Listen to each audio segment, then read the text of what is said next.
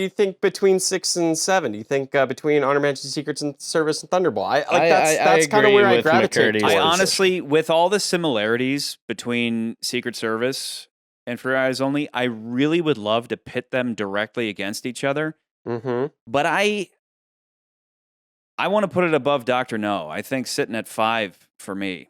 Really? Okay. Yeah, because I do think that the movie has these it raises these certain questions, and like you said, like with some headcanon, like, well, Kriegler working for the Russians means that maybe he doesn't really need Christados's blessing in order to kill Bond, and maybe Gogol was like, yeah, go ahead and take out, if you see Bond, just like take him out. He's going to try to get Bond is going to try to screw up this ATAC thing, and like Gogol says in the beginning, There will be no direct involvement, but if it comes on the market, we should not lose such a remarkable opportunity.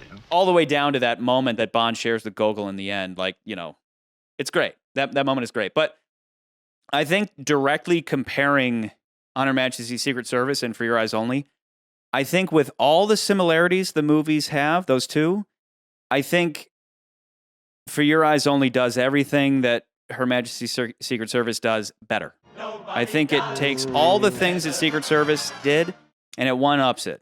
But see, I don't agree with that. Well, assessment. because you're always going to and have a half. boner for Tracy, but like, I think Melina's got a better story than Tracy. So I even like just Bond Melina girl more wise- I than do like Tracy. Melina, but I think Yeah. my issue with that comparison again, and I've said this before. One of the reasons I think Honor Majesty's Secret Service stands out from many of the Bond films is that they found the emotional Bond story. This one doesn't have emotional Bond But story. we all, unfortunately. everybody here except you thinks that emotional More story is people surface outside level. of this. Nobody cares and about it's not anybody surface outside level. of here. It's so surface level and lame and reaching for some kind of emotionality that's just not there. As opposed to Melina's story is more fleshed out and has a little more weight to it than this, like, Bond is with this weird damaged woman and then they have a love montage and now suddenly they're in love, even down to little things. Like when Bond lets Tracy drive the car, that's just not Bond at all. In this movie, they correct that.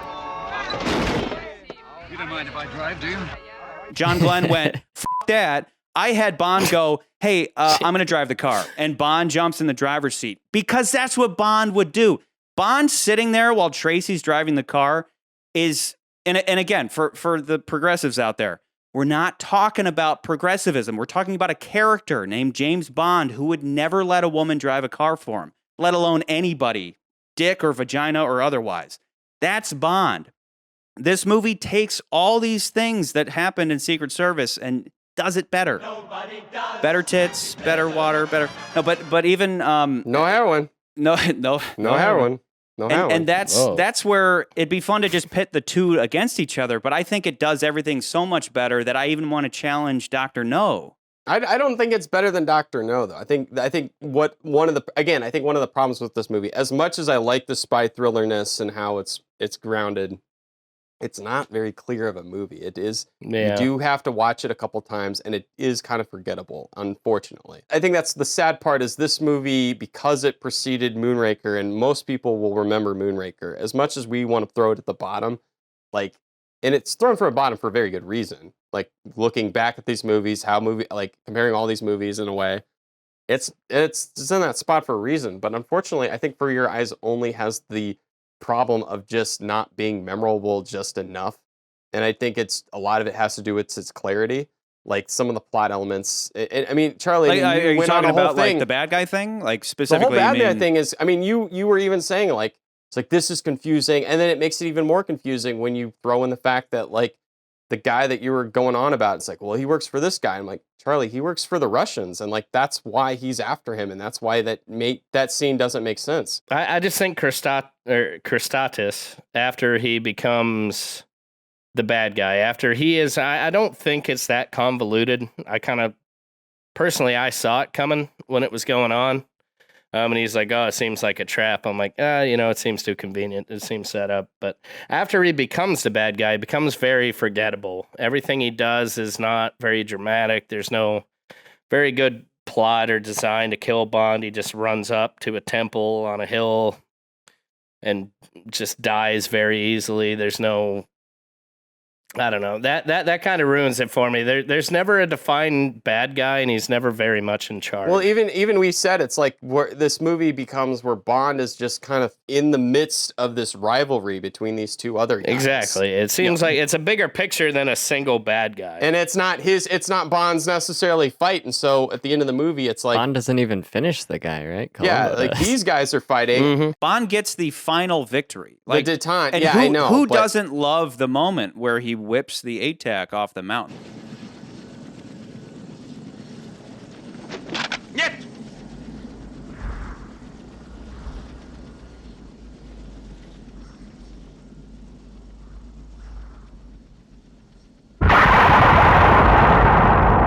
That moment is But that just fabulous. shows I think how he should have just kept unimportant it. that device is. He's like, Well, he couldn't keep it because he would have gotten gunned down. They And then need he to knows that destroy it. Gogol and him, yeah. the whole reason this all happened was because the ATAC guy himself couldn't even blow it up. then why didn't he just destroy it on the sub? Why didn't he leave it in place? Why did he take it with him then? Just throw the detonator on the ATAC instead of the guy in the suit.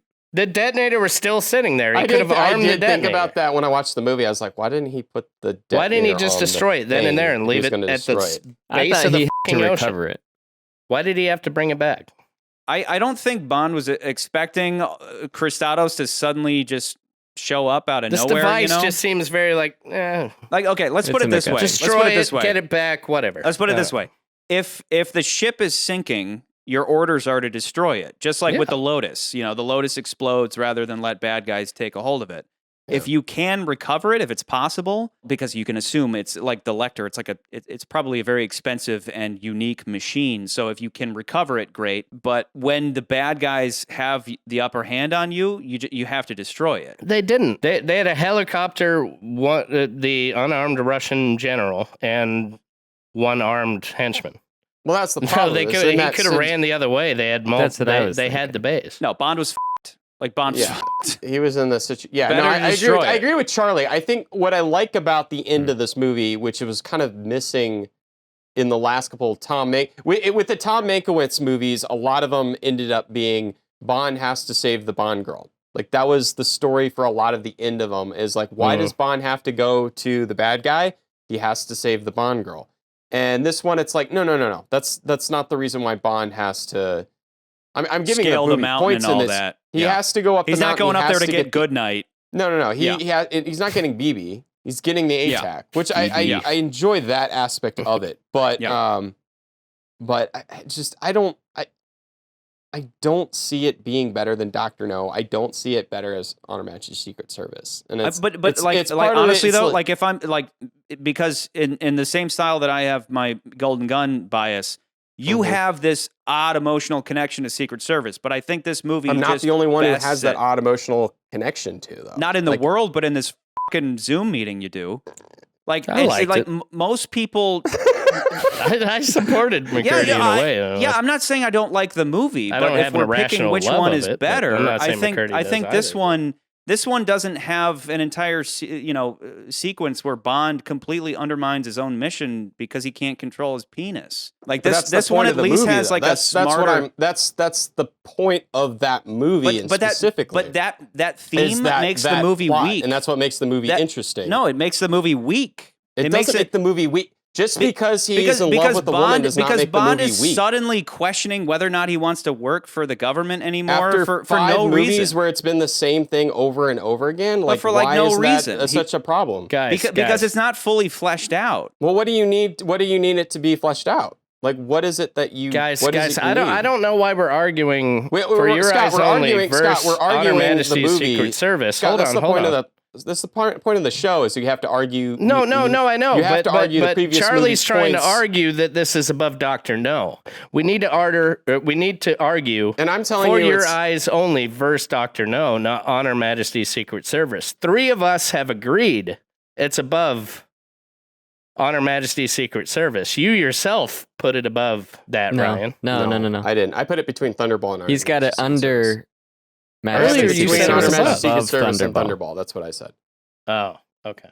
And so I my apologize. whole thing is that I think it's not only above Secret Service, but but potentially above Dr. No. And I keep leaning that way because, again, I lost think track. that these movies are starting to surpass the older stuff. And this movie isn't as, like I'm always going to have my From Russia with Love boner where because we've gone through Live and Let Die, because we've gone through Spy Who Loved Me, because we've gone through Moonraker, for audience purposes, the precedent has been set that these Bond movies are just a bunch of fun, zany chases and assassination scenes.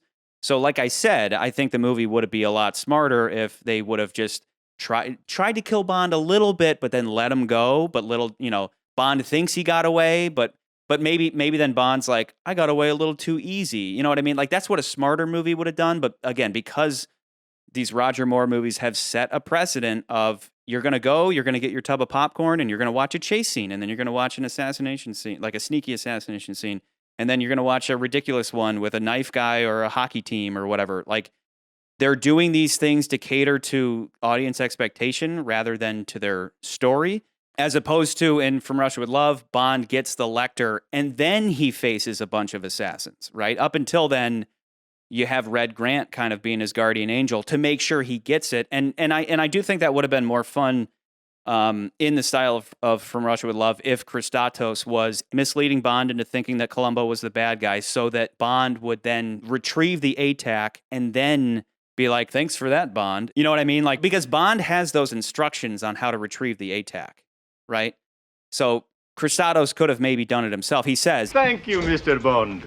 You have saved us the trouble of disarming it. but wouldn't it have been just a little bit more interesting if Bond was, or some MI6 or British agent was the only one able to actually release the ATAC, so then Christatos had to manipulate him, right? If he had no other option but to trick a Brit into breaking the ATAC free. But my whole point is that if this was the sequel to From Russia with Love, they would have done all of these things, I'm sure. But now at this point, because the franchise has gone on for so long, it's like, well, we need to have these chase scenes. We know they're not.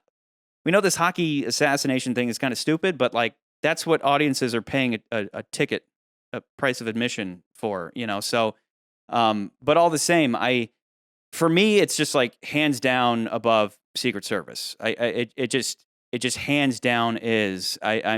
I'm just eyeing that fifth spot above Dr. No. Yeah, to me, man, I'm somewhere right in the middle, I guess. Honor Majesty's Secret Service and For Your Eyes Only are almost interchangeable to me. My immediate impression still stands. Where Nans, where would you put it? Yeah, at the beginning of the episode, I was meh on the movie. Like, I will say it's a clean movie, like relatively speaking. But I would say the plot, the script, they're both kind of like okay. The bad guys are okay. It's not a whole lot of standout. Like Roger Moore's portrayal of Bond is really good in this movie. We get a pretty strong Bond girl, but besides that, everything else for me is kind of just like okay, average maybe. So Columbo. I came in thinking either right above or right below Thunderball is where I was going to put it. Okay. And I'm still that's kind kinda of where I thinking had it. somewhere in there. Okay. So we're split. Well, I think the No, I three mean, of us me and Nans were are kind of in the same boat, whereas 7, I was like, it's right? above And Thunderball Charlie's for at sure. 5. So Charlie's arguing between the man with the golden gun and Dr. No. Sounds like me, McCurdy, and Scott were all between Thunderball and On Her Majesty's Secret Service. So number 7. Well, I said For Your Eyes Only could be above On Her Majesty's Secret Service. They're interchangeable for me. Okay. Again, it's remarkable how similar they are. I think For Your Eyes Only does a lot of things better than On Her Majesty's Secret Service, but I will go back to saying, and for all of you watching, please rewatch the old episode of On Her Majesty's Secret Service, that I enjoyed the emotional part of that movie. I did. I enjoyed the emotional side of something different to Bond.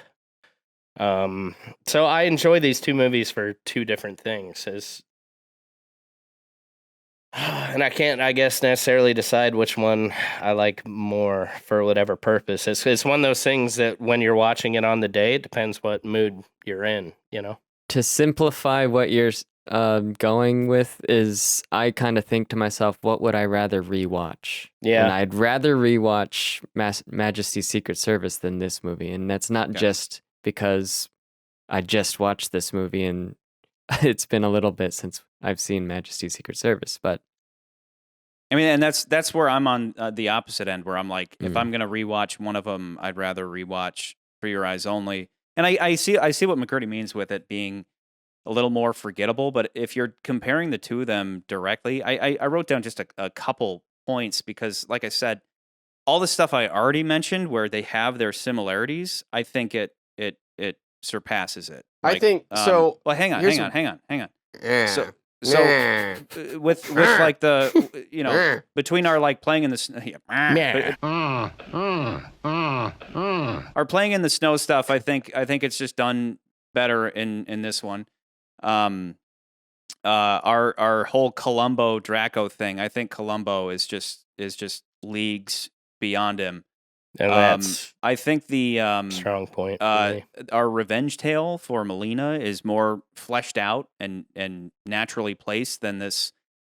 Again, agree or disagree, but I think Tracy's love affair is just forced. There's just no reason why Bond is just so drawn to this chick, other than he's trying to use her for her dad's sake, and then later she proves herself, and that's great. But it's just so forced, and this whole thing of Bond struggling with his like personal life versus work life just comes out of nowhere and is not fully fleshed out. If Bond quit and then went off to do his own thing, that'd be fine. But it's like he quits for 10 minutes. He just throws a little tantrum and then he's right back to working for the Queen.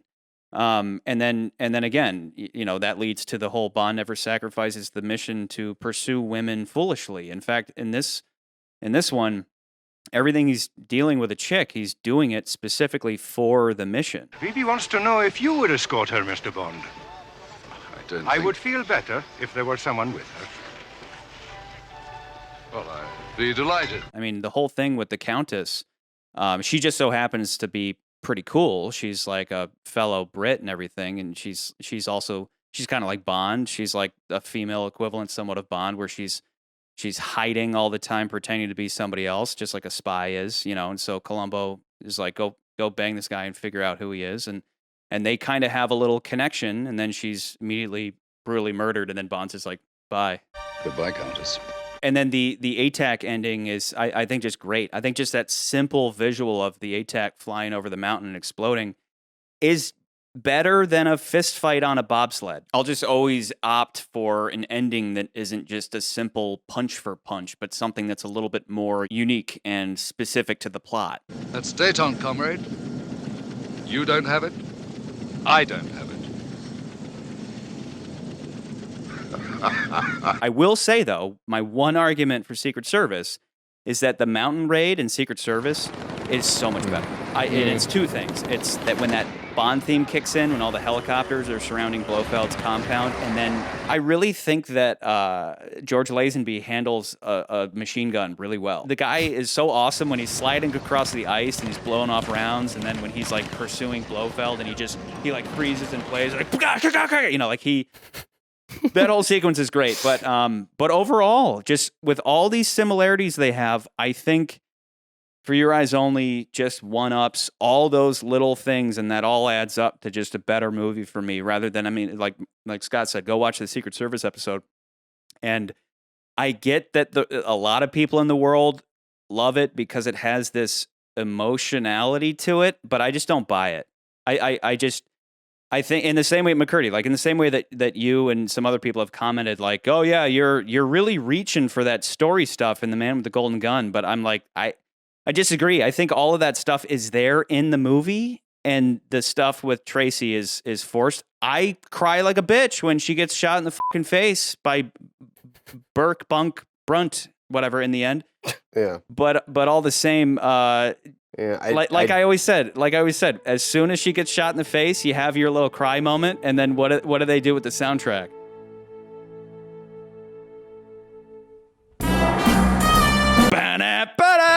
da-da, ba-da-da. You're walking out of the theater. You were ready to walk out in tears, and then they're like, but at the end of the day, we have to remember this isn't some drama. This is a Bond movie. So even after his wife gets brutally murdered, they play the Bond theme, because they know what it is at the end of the day. So just for all those reasons, I think this movie surpasses it.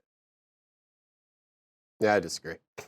Because you're emotionally biased. That's fine. No, that's but fine. it's not. It's your argument comes down to I can't buy a montage. Like that's what it comes down to because I don't understand where even else you're other than get, the montage too. Just why is Bond so into this chick? Like they even established like the whole. I said in the last episode that that car chase sequence is a driving force as to Bond being like, oh yeah, this chick's fucking cool. Like I think it's why lame. am I not with this chick? And then on top of that, I even Bond said in the jump last in the episode, driver's seat I'm is not lame. done. I'm not done. It's I'm not lame. done talking. You had your moment. I get to talk to my Go moment ahead. now. So, but that last episode, I even talked about how like that whole movie, the whole movie is about Bond grappling the ideas. Like, does he still want to keep doing this the rest of his life? But And it's obviously, not. the movie is. It's really the not. movie is saying no. It is. There's one You- scene the of that. It's the whole movie.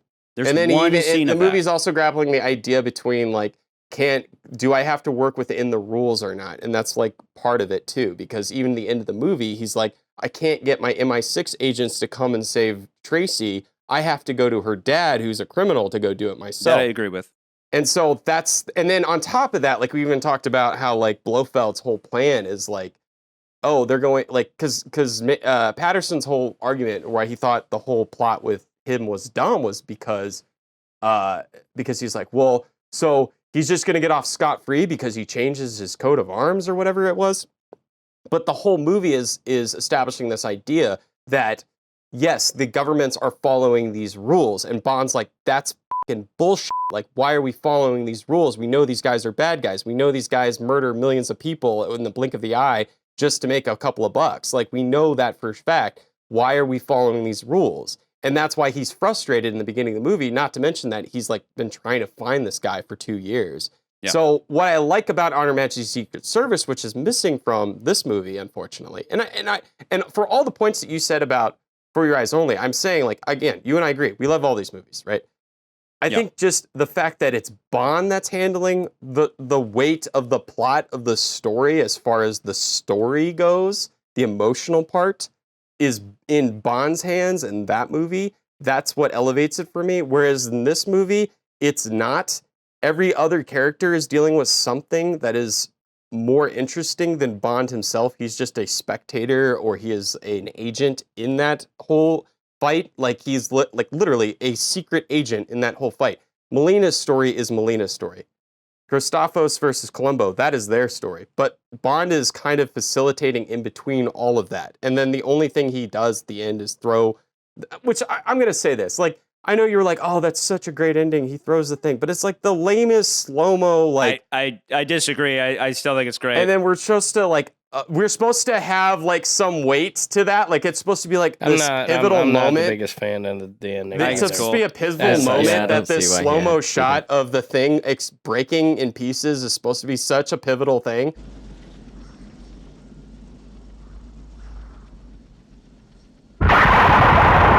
I'm like, are you kidding me? Like, don't get me wrong. I get where like this movie comes at a time at the height of the Cold War. It's a big, and that's a whole thing. But that is the big scope part of the movie, and where I like how Honor Majesty's Secret Service is dealing with more of an emotional internal thing that he is dealing with. And yes, some of it may seem hammy or whatever, but for the time, like I think it really works. I also like you were talking about as a movie as a whole, right? Movie as a whole for Honor Majesty's Secret Service, I think is shot really, really well. I think it is a beautiful movie to watch. I think and even the music is better than I think For Your Eyes Only. I think the way it's shot is better than For Your Eyes Only. There's a lot of reasons I like Honor Majesty's Secret Service just slightly more than For Your Eyes Only. But I do get the comparisons. I do understand where you're like technically on a technical level, the fact that they had a motorcycle going through the bobsled with Bond on a skis, like that looks, it looks fantastic. I'm not going to argue that it doesn't look fantastic, but that's where we have to question, like, does technological achievements, do they trump the story things? Do they trump like what they could do at the time? And that also goes to like Dr. No, because we're talking about that movie as well. Like, yes, Dr. No doesn't have all the crazy chase scenes and it can only do so much with the story and all the movie, but like at least that movie is very clear. We know who's it's more of a mystery movie. It's not the same kind of movie. I think just for Your Eyes Only, it's kind of just overall it's a very dry movie with like one really good outstanding performance with Topol, but the rest of the movie is like it's good. I don't hate it, but I don't like, yeah, I could make some remarks about BB, but BB's also kind of there to make a joke about Moore's age in a way too. 'Cause it's like you have this really young girl and Bond's looking old, and at least we gave him something. Well, what we were leading to before was that BB, if you just strip her out of the movie, literally the only thing you're missing, correct me if I'm wrong, you're just missing like maybe a reason to hate Kristatos more, but also there's just that moment where Bond says to her trainer, All right, we'll help you if you help us. yeah, did they really need her help? Like they didn't really need her help anyway. I think if you stripped her out, you would just have less of the snow stuff.